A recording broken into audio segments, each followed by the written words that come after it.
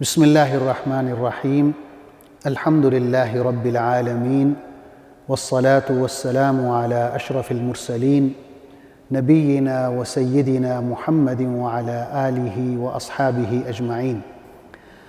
ناظرین السلام علیکم۔ سیرت النبی صلی اللہ علیہ وسلم کے حوالے سے ہماری گفتگو جاری ہے اور آج اس سلسلے کا 17واں پروگرام ہے۔ پچھلے پروگرام میں عرض کر رہا تھا کہ جب قریش کے کافروں نے یہ دیکھا کہ مکہ مسلمانوں سے خالی ہو گیا ہے اور سارے مسلمان مدینہ کی طرف ہجرت کر گئے ہیں، اور یہ کہ مدینہ میں اسلامی ریاست قائم ہونے جا رہی ہے اور اس ریاست کے سربراہ خود محمد صلی اللہ علیہ وسلم ہوں گے، جو کہ ابھی مکہ میں موجود ہیں، ابو بکر بھی مکہ میں موجود ہیں، حضرت علی رضی اللہ عنہ بھی مکہ میں موجود ہیں، تو انہوں نے کفار قریش نے دارالندوہ میں ایک بہت بڑا اجتماع کیا۔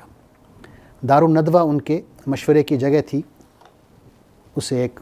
پارلیمنٹ کی حیثیت حاصل تھی، تو اس میں وہ اکٹھے ہوتے ہیں اور سر جوڑ کے بیٹھتے ہیں کہ اب ہمیں کیا کرنا چاہیے۔ مختلف آراء آتی ہیں۔ اس اجتماع میں شیطان بھی شریک ہوتا ہے اور وہ ایک نجدی بزرگ کی شکل اختیار کر کے اس اجتماع میں شامل ہوتا ہے۔ مختلف آراء آتی ہیں۔ پہلی رائے یہ آتی ہے کہ محمد صلی اللہ علیہ وسلم کو مکہ سے نکال دیا جائے، جلا وطن کر دیا جائے۔ تو جو شخص رائے دیتا ہے وہ یہ کہتا ہے کہ اگر ہم محمد صلی اللہ علیہ وسلم کو مکہ سے نکال دیتے ہیں اور وہ جہاں مرضی چلے جائیں، ہمارا ان سے کوئی تعلق نہیں ہوگا، جو ان کی مرضی میں آئے کریں، ہم کم از کم محفوظ ہوں گے۔ شیطان جو نجدی بزرگ کی شکل میں ہوتا ہے فوراً بولتا ہے کہ یہ رائے درست نہیں ہے۔ اگر آپ محمد صلی اللہ علیہ وسلم کو جلا وطن کرتے ہیں اور آپ کو پتہ ہے کہ ان کی زبان کتنی میٹھی ہے، ان کی گفتگو میں کتنی مٹھاس ہے، تو کوئی بھی عرب قبیلہ انہیں اپنا لے گا، اور یہ بھی ہو سکتا ہے کہ وہ ان کی حمایت حاصل کر کے مکہ پر حملہ کریں اور آپ لوگوں کو مار دیں۔ تو یہ جو رائے ہے رد ہو جاتی ہے کہ آپ صلی اللہ علیہ وسلم کو جلا وطن کیا جائے۔ اس کے بعد ایک اور رائے آتی ہے کہ محمد صلی اللہ علیہ وسلم کو مکہ میں ہی قید کر دیا جائے، تا حیات عمر بھر قید کر دیا جائے، اور اس سے یہ ہوگا کہ اسی قید میں آپ فوت ہو جائیں گے اور ہم ان سے نجات حاصل کر لیں گے۔ شیطان پھر بولتا ہے، وہ جو نجدی بزرگ کی شکل میں بیٹھا ہوتا ہے، وہ کہتا ہے کہ یہ رائے بھی ٹھیک نہیں ہے۔ اگر آپ انہیں قید کریں گے تو محمد کے جو حامی مدینہ میں ہیں وہ واپس آئیں گے، نہ صرف یہ کہ انہیں چھڑا لیں گے بلکہ آپ پر بھی حملہ آور ہوں گے اور آپ کو بھی قتل کر ڈالیں گے۔ تو یہ دوسری رائے بھی رد ہو جاتی ہے۔ اس کے بعد ابو جہل نے اپنی رائے دی۔ اس نے کہا کہ میرا خیال ہے کہ ہم محمد کو صلی اللہ علیہ وسلم قتل کر دیں، نعوذ باللہ۔ اور اس کا طریقہ اس نے یہ بتایا کہ ہم قریش کے جتنے بھی ذیلی قبائل ہیں، خاندان ہیں، ان میں ہر قبیلے سے ایک نوجوان لیں اور یہ سارے نوجوان مل کے محمد صلی اللہ علیہ وسلم کو قتل کر دیں۔ اس طرح آپ کا جو خون ہے وہ قبائل میں پھیل جائے گا، قریش کے ذیلی قبائل میں، خاندانوں میں، اور محمد صلی اللہ علیہ وسلم کے جو خاندان والے ہیں بنو ہاشم، وہ آپ کے خون کا بدلہ نہیں لے سکیں گے، تمام ذیلی قبائل جو ہیں قریش کے ان سے نہیں لڑ سکیں گے، بلکہ زیادہ سے زیادہ وہ دیت پر راضی ہو جائیں گے، اور اگر انہوں نے دیت کا مطالبہ کیا تو ہم آپ کی دیت ادا کر دیں گے۔ تو شیطان فوراً بولا کہ یہ بہترین رائے ہے، اور اس پر اجتماع میں جتنے بھی لوگ تھے تمام کا اتفاق ہو گیا، اور اس بات پر بھی اتفاق ہوا کہ اس فیصلے پر فوری عمل کرنا چاہیے اور اسی روز عمل کرنا چاہیے۔ دوسری طرف جبریل علیہ السلام تشریف لائے اور حضور اکرم صلی اللہ علیہ وسلم کو قریش کی اس سازش سے باخبر کیا۔ آپ صلی اللہ علیہ وسلم دوپہر کے وقت حضرت ابو بکر صدیق رضی اللہ عنہ کے گھر جاتے ہیں اور ہجرت کا جو سارا پلان ہے وہ آپ صلی اللہ علیہ وسلم حضرت ابو بکر صدیق کو بتاتے ہیں اور طے کر لیتے ہیں۔ قریش جو ہیں وہ سارا دن ان انتظامات میں گزارتے ہیں کہ نعوذ باللہ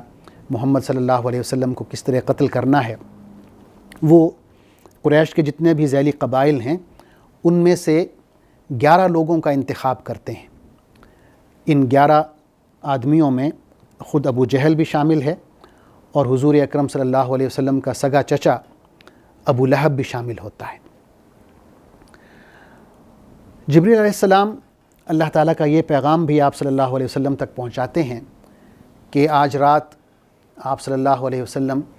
اپنے بستر پر نہ سوئیں اور آج ہی رات ہجرت کے سفر پہ روانہ ہو جائیں۔ تو حضور صلی اللہ علیہ وسلم حضرت علی رضی اللہ عنہ کو یہ حکم دیتے ہیں کہ وہ آپ کے بستر پر آپ کی چادر اوڑھ کر سو جائیں اور بے فکر ہو کر سو جائیں اور اس اطمینان سے سوئیں کہ قریش کے جو کافر ہیں انہیں کوئی نقصان نہیں پہنچا سکیں گے۔ حضرت علی رضی اللہ عنہ کو آپ صلی اللہ علیہ وسلم قریش کی جو امانتیں ہیں جو قریش کے لوگوں نے آپ صلی اللہ علیہ وسلم کے پاس رکھوائی ہوتی ہیں وہ بھی دے دیتے ہیں تاکہ آپ کے جانے کے بعد حضرت علی رضی اللہ عنہ وہ امانتیں واپس کریں اور پھر مدینہ منورہ آ جائیں۔ قرآن مجید میں اللہ تعالیٰ اس سازش کا ذکر کرتے ہوئے فرماتے ہیں وَإِذْ يَمْكُرُ بِكَ الَّذِينَ كَفَرُوا لِيُثْبِتُوكَ أَوْ يَقْتُلُوكَ أَوْ يُخْرِجُوكَ وَيَمْكُرُونَ وَيَمْكُرُ اللَّهُ کہ وہ وقت بھی قابل ذکر ہے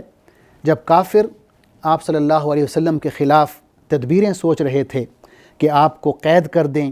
یا قتل کر ڈالیں یا جلاوطن کر دیں۔ وہ اپنی چالیں چل رہے تھے اور اللہ اپنی چال چل رہا تھا۔ حضرت علی رضی اللہ عنہ کو اپنے بستر پر لٹا کے حضور اکرم صلی اللہ علیہ وسلم گھر سے باہر تشریف لاتے ہیں۔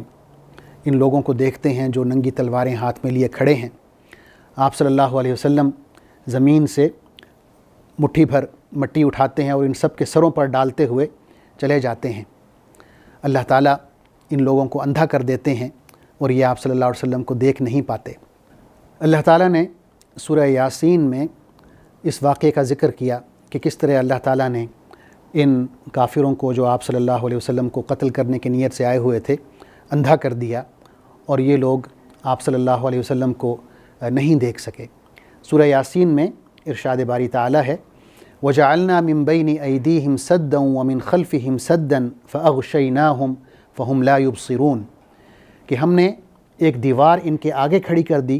اور ایک دیوار ان کے پیچھے، ہم نے انہیں ڈھانک دیا، اب انہیں کچھ دکھائی نہیں دیتا تھا۔ تو اس طرح اللہ تعالیٰ نے انہیں اندھا کر دیا۔ آپ صلی اللہ علیہ وسلم رات کے وقت ہی حضرت ابو بکر صدیق رضی اللہ عنہ کے گھر پہنچتے ہیں اور صبح سے پہلے ہی ہجرت کا سفر شروع ہوتا ہے۔ جس روز آپ صلی اللہ علیہ وسلم نے ہجرت کے سفر کا آغاز کیا یہ 27 سفر کا دن تھا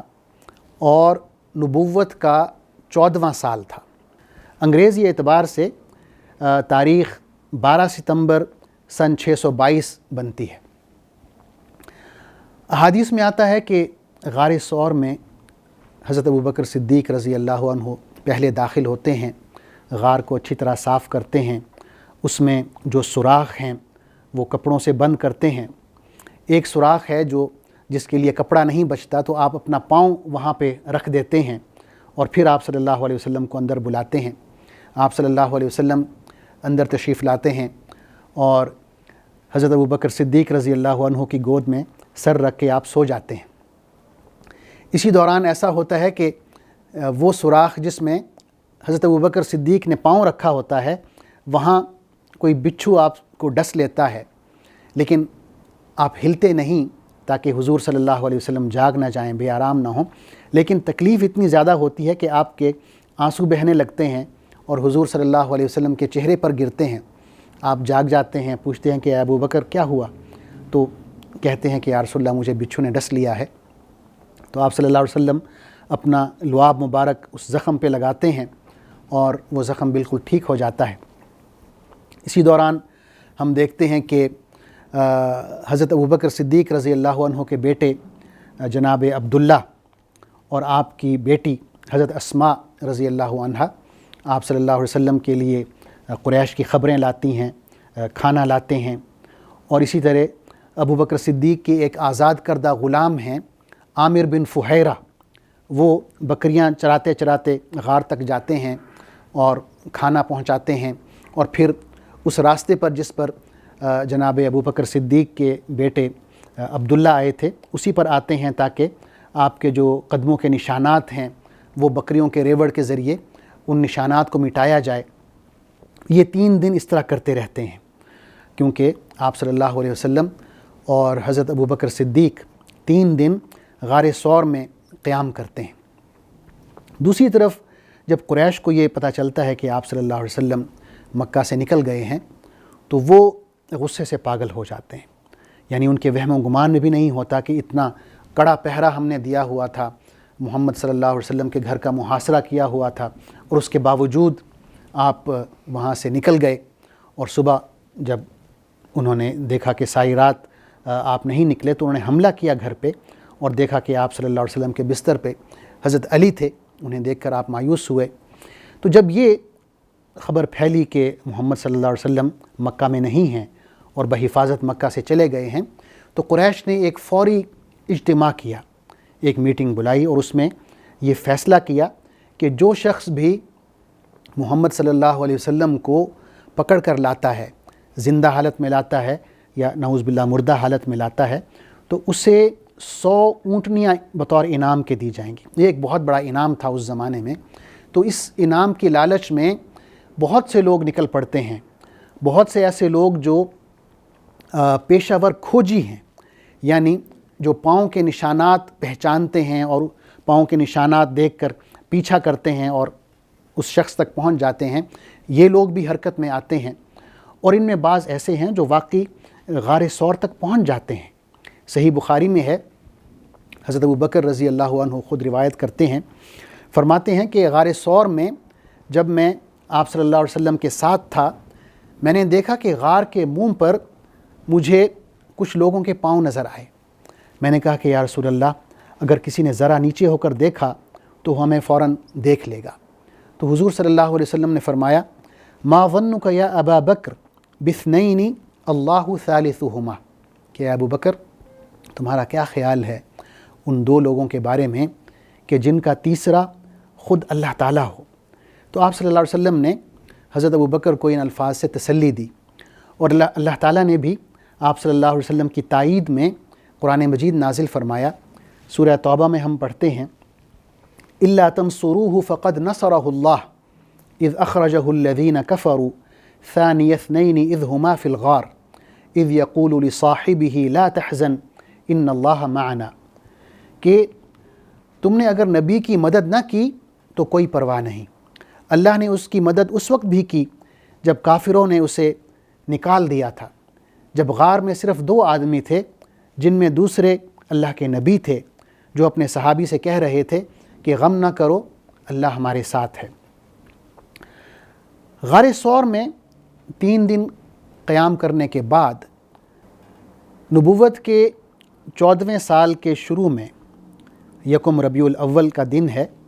اور انگریزی اعتبار سے 16 ستمبر سن 622 تاریخ بنتی ہے۔ اس روز حضور اکرم صلی اللہ علیہ وسلم غار ثور میں تقریباً 3 دن قیام کرنے کے بعد حضرت ابوبکر صدیق رضی اللہ عنہ کے ساتھ، اور حضرت ابوبکر کے ہی آزاد کردہ غلام ہیں عامر بن فہیرہ، وہ بھی ساتھ ہیں، اور چوتھا شخص جو ہے ایک بدو ہے جو غیر مسلم ہے، وہ صحرا کے راستوں کا واقف ہے۔ آپ صلی اللہ علیہ وسلم نے اسے بطور گائیڈ کے اپنے ساتھ رکھا ہوا تھا، اس کا نام ہے عبداللہ بن اریقط۔ تو یہ 4 لوگ ہیں، آپ صلی اللہ علیہ وسلم، حضرت ابوبکر صدیق رضی اللہ عنہ، حضرت عامر بن فہیرہ اور یہ شخص عبداللہ بن اریقط۔ یہ مدینہ کی طرف روانہ ہوتے ہیں، ہجرت کے سفر کا آغاز ہوتا ہے اور یہ ساحل سمندر کے قریب قریب چلتے ہیں، یعنی یہ وہ راستہ ہے جو عام قریش کے قافلوں کا راستہ نہیں ہے، اس راستے سے ذرا ہٹ کے ہے۔ ہجرت کے اس سفر میں بہت سے اہم واقعات ہوتے ہیں۔ وہ کون سے واقعات ہیں جو حضور اکرم صلی اللہ علیہ وسلم کے ساتھ اس سفر میں پیش آتے ہیں، ان کا ذکر انشاءاللہ میں اگلے پروگرام میں کروں گا۔ تب تک کے لیے اجازت دیجیے۔ اللہ حافظ، والسلام علیکم ورحمۃ اللہ وبرکاتہ۔ اللہم صلی علی سیدنا محمد وعلی آلہ وصحبہ وسلم۔ اللہم صلی علی سیدنا محمد وعلی